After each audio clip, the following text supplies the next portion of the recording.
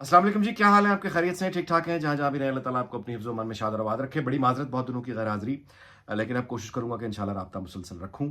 पहली बात करते हैं जी, जस्टिस काज़ी फ़ायज़ ईसा बतौर चीफ़ जस्टिस उनका किरदार ख़त्म हुआ, वो चले गए पाकिस्तान से, उनकी लेगेसी क्या होगी?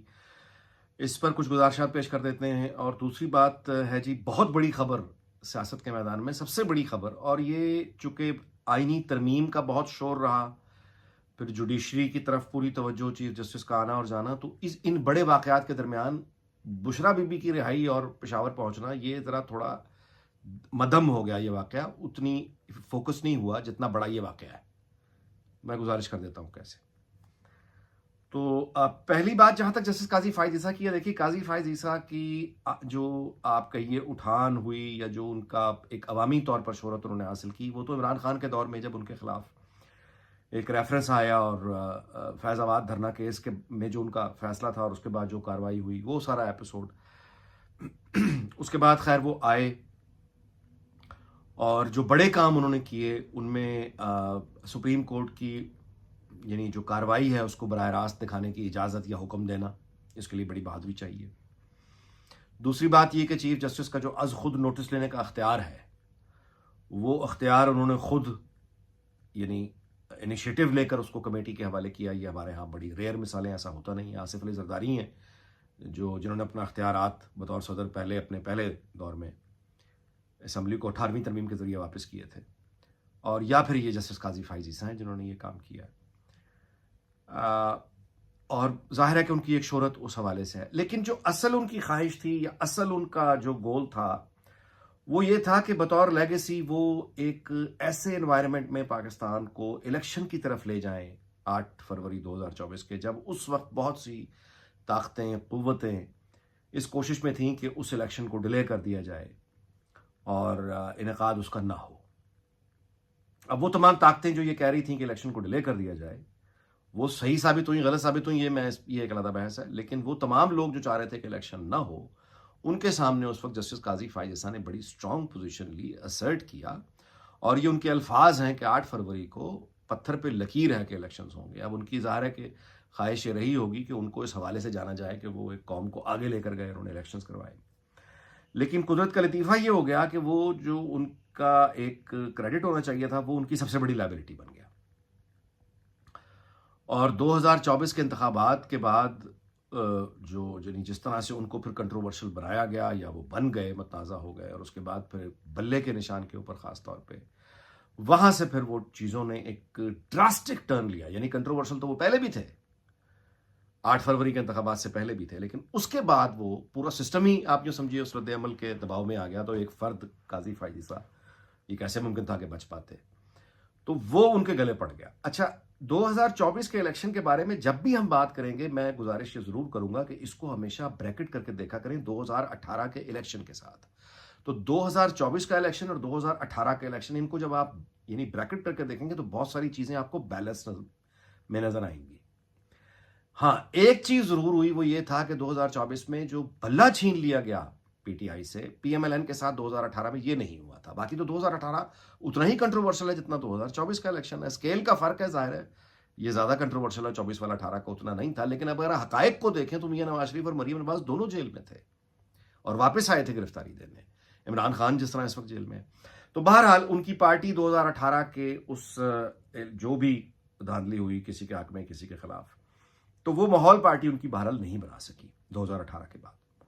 पीटीआई के साथ ऐसा नहीं हुआ। इन्होंने 2024 के इलेक्शन के बाद जो रद्द-ए-अमल दिया है, नेशनली एंड इंटरनेशनली, वो किसी के भी गुमान में नहीं था। दूसरी बात ये भी अब सब तस्लीम कर रहे हैं, राना सनाउल्लाह ने बहुत अच्छा किया है कि उन्होंने भी तस्लीम किया है कि इमरान खान ने जिस तरह से जेल काटी है, ये किसी के वहमो गुमान में भी नहीं था कि वो इतनी लंबी जेल काट जाएगा, तो ये सरप्राइज था। तो ये सारे के सारे आप यूँ कहिए कि यानी 2024 के कंट्रोवर्शियल यानी इंतखाबात और बल्ले का निशान का छिन जाना, उसके रद्द-ए-अमल ने काज़ी फ़ाइज़ ईसा को हमेशा के लिए मतनाज़ा बना दिया है। पीटीआई का सपोर्ट बेस हो, या वो लोग जो आइन और कानून को एक यानी आइडियल के तौर पे देखते हैं, वो तमाम लोग वो ज़ाहिर है कि वो कभी भी जस्टिस काज़ी फ़ाइज़ ईसा को माफ़ नहीं करेंगे। लेकिन इसका मतलब ये नहीं है कि उनके चाहने वालों का हल्का नहीं है। उनके मदाहों का चाहने वालों का भी एक हल्का है जो आज तक उनको बहुत सराह रहे हैं और वो सराहते रहेंगे। लेकिन ये जो पॉलिटिकल आप कहिए डस्ट है या फॉग है, उसमें वो यानी उनका जो खिदमात रही हैं काजी फैज़ ईसा की, वो कभी शाइन चमक नहीं उनमें आ सकेगी, वो अब धुन में रहेंगी। आगे चलते हैं जी। बुशरा बीबी का जो मामला है, ये इतना बड़ा वाकया है कि इस पर वो तवज्जो में, जैसा मैंने गुजारिश की कि दूसरे चूंकि बड़े वाकयात हो रहे हैं तो उसकी वजह से वो फोकस नहीं हो सका, लेकिन ये बहुत बड़ा वाकया है। कैसे? देखिए, ये कोई ढकी छुपी बात नहीं है कि इमरान खान जो है वो दर्जनों बार सहाफ़ियों से ऑन द रिकॉर्ड ये बात कई दफ़ा कह चुके हैं कि उनसे ये कहें कि मुझे अगर गिरफ्तार रखना है, जेल में रखना है रखें, लेकिन बुशरा बीबी को घर जाने दें, यह ज़्यादती है।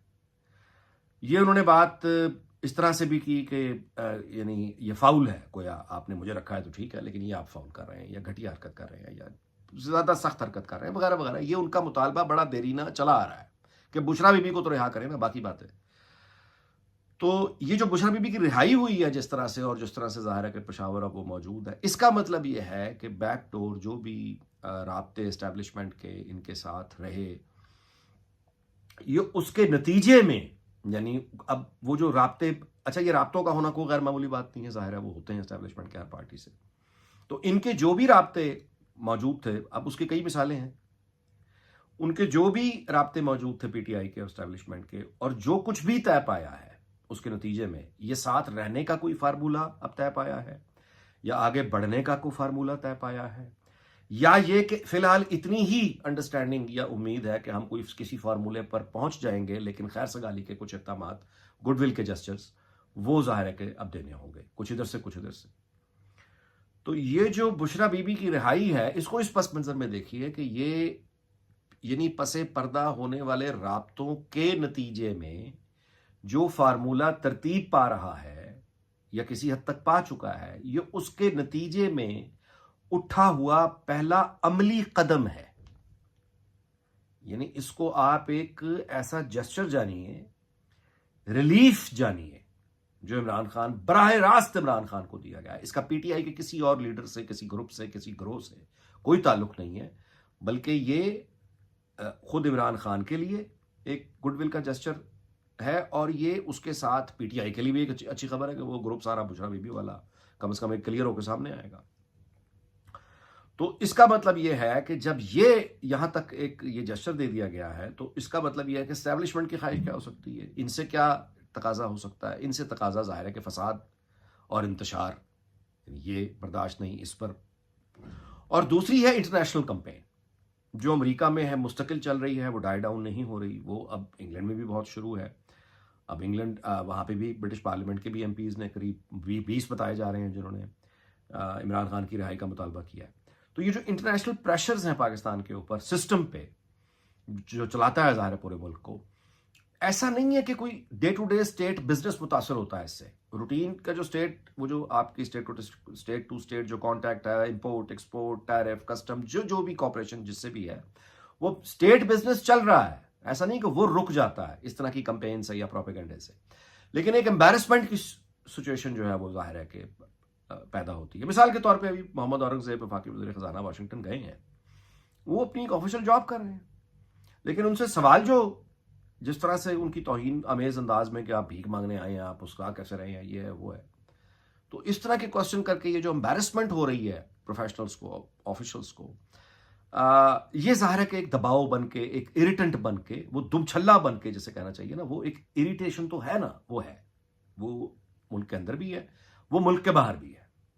उस इरिटेशन को, उस ऑब्स्टिकल को, इस बदतमीजी को सेटल डाउन करने के लिए ज़ाहिर है कि एक एनवायरनमेंट अगर पीसफुल क्रिएट करने के लिए कुछ कंसेशंस देना पड़ती हैं, और दोनों पार्टीज अगर किसी फार्मूले पे आ जाती हैं, तो ओवरऑल ये सबके लिए कोई बुरी खबर नहीं है, ये अच्छी खबर है। तो ये जो आप यूं कहिए कि यानी इमरान खान के ये जो देरीना मुतालबा पहला पूरा हुआ है कि बुशरा बीबी को रिहा कर दिया जाए, तो इसके बाद अब देखेंगे कि मेरा ख्याल है कि वहां से क्या जवाब आता है। इसके आगे अब अगर यूं कहें कि वो ग्राउंड प्रिपेयर हो जाती है अगर गुफ्तगू साथ रहने की, आगे बढ़ने की, तो फिर ऐन मुमकिन है कि बाकी मुतालबा भी मान लिए जाएं।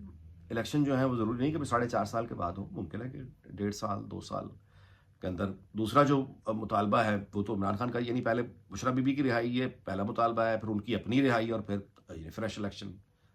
यही 3 बुनियादी मरकज़ी मुतालबात हैं। तो मेरा ये ख्याल है कि अगर इमरान खान बदले में वादा कर लेते हैं हाथ मिलाने का, हाथ मिलाने से ये नहीं कि वो फ़ौरन ही हुकूमत में आ रहे हैं, हाथ मिलाने का मतलब ये कि इंतशार फसाद ख़त्म कर दें, तो फिर उनको बाकी रिलीफ भी मिल सकता है। यानी मौजूदा सिस्टम को वो तोड़ने की उस तरह से हमले ना करें पूरी दुनिया में, अमेरिका से, बरतानिया से, और कि वो सबके लिए नुकसानदेह हो। इस तरह के हमले बंद कर दें और यानी पेशेंस के साथ काम लें तो उनको इलेक्शन जल्दी मिल सकते हैं। तो इसलिए मैंने आपसे गुजारिश की कि ये बहुत बड़ा वाक़या है, हमारी आंखों के सामने हो गया है और सियासत में ज़ाहिर है कोई मुस्तकिल दोस्त दुश्मन नहीं होता। और ये मामला अब आगे चलता है, यानी इमरान खान अगर इस बात पे मान जाते हैं, यानी कि रिहाई, ताज़ा इलेक्शन के, वो इस मतलब है कि बैरूनी हमले बंद कर देंगे, अंदरूनी हमले बंद कर देंगे, तो मुमकिन है कि साथ रहने का कोई तरीका पीटीआई सीख ले। पीपल्स पार्टी भी इनकलाबी जमात की तरह उभरी, बल्कि अल-जुल्फ़िकार उनका एक पूरा विंग बना, मिलिटेंट विंग बना, और फिर क्या अंजाम हुआ उसका, पीपल्स पार्टी ने आखिरकार क्या सीखा, हम सबके सामने है। उतनी तो नहीं, लेकिन किसी हद तक ज़ाहिर है कि वो मुशर्रफ के ज़माने में नून लीग की एक बड़ी तवील जद्दोजहद है। लेकिन उसके बावजूद भी फिर हमने देखा नून लीग ने क्या किया आखिरी नतीजे में। तो पीटीआई को भी बहरहाल ये लर्न करना होगा। मेरा ये ख्याल है कि वो कर भी चुके हैं। इस दुआ के साथ कि अल्लाह ताला पाकिस्तान को, तमाम दुनिया को शाद और आबाद रखे। आपसे इजाज़त चाहता हूँ। अगले व्लॉग में मुलाकात होगी। अपना बहुत ख्याल रखिएगा। अल्लाह हाफ़िज़।